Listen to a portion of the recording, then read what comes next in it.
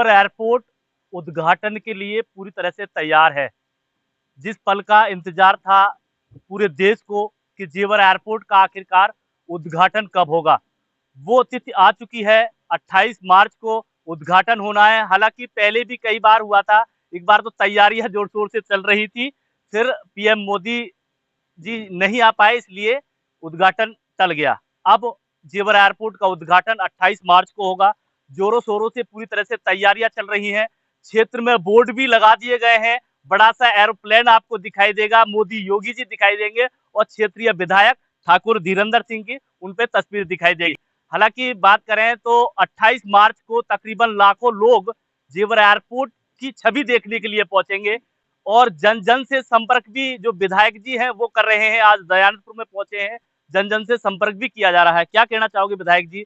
एक इंतजार था जनता को कि आखिरकार जेवर एयरपोर्ट का उद्घाटन कब होगा, मतलब इतनी लालायित है और अब वो घड़ी आ चुकी है। क्या कहना चाहोगे इसको लेकर? देखिए, पूरा जेवर क्षेत्र के लिए गौरवशाली क्षण है और हर व्यक्ति इस ऐतिहासिक इवेंट का हिस्सा बनना चाहता है, क्योंकि देश के प्रधानमंत्री और प्रदेश के मुख्यमंत्री इस कार्यक्रम में आ रहे हैं।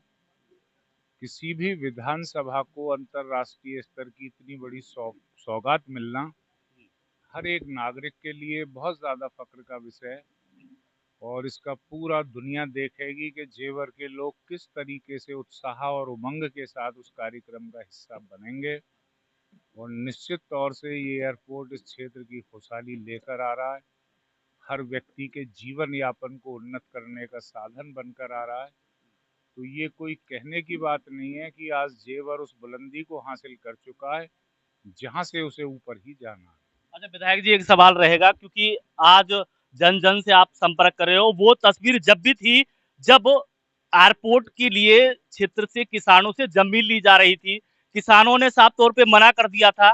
जब आप ऐसे ही डोर टू डोर किसानों के पास जब आप पहुंचे थे, किसानों से सहमति ली आपने, आपने कहा था कि आपकी ही जमीन में एयरपोर्ट बनेगा और यहाँ क्षेत्र में खुशहाली भी आएगी, रोजगार के आयाम भी यहाँ खुलेंगे। उसको लेके क्या कहना चाहोगे विधायक जी? देखिए, अभी मैं एयरपोर्ट पे था तो मैं देख रहा था कि रोही यहाँ बसा हुआ था। मुझे याद है पुरानी चीजें, दयानंदपुर खेड़ा, वो भी मैंने देखा दूर से। अब तो तो याद वो भी आ रही है। तो वो एक दौर था, वो दौर खुशहाली लाने के लिए था। आज जब मैं गांवों में जाता हूँ तो देखता हूँ कि लोगों के रहन सहन पहनावे में काफी बदलाव है और यही मैं चाहता था कि तरक्की के रास्ते खुलें उस जेवर क्षेत्र के जो अंधकार में था। आने वाले समय में जब सारे उद्योग धंधे लग जाएंगे, एक बड़ी ट्रैक्टर की कंपनी है लगने जा रही है जापान के सहयोग से, तो मुझे नहीं लगता कि किसी घर में बेरोजगारी होगी।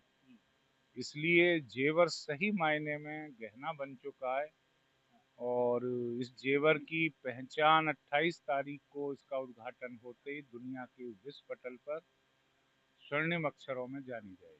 अच्छा, चैनल के माध्यम से क्या कहना चाहोगे क्षेत्र की जनता को, क्षेत्र के किसानों को क्या आमंत्रित देना चाहोगे विधायक जी? देखिए, किसान भाइयों के बिना तो ये हम इस तक पहुंच ही नहीं सकते थे और ये जो सपना साकार हुआ उसमें किसानों का बहुत बड़ा योगदान और उनका त्याग है।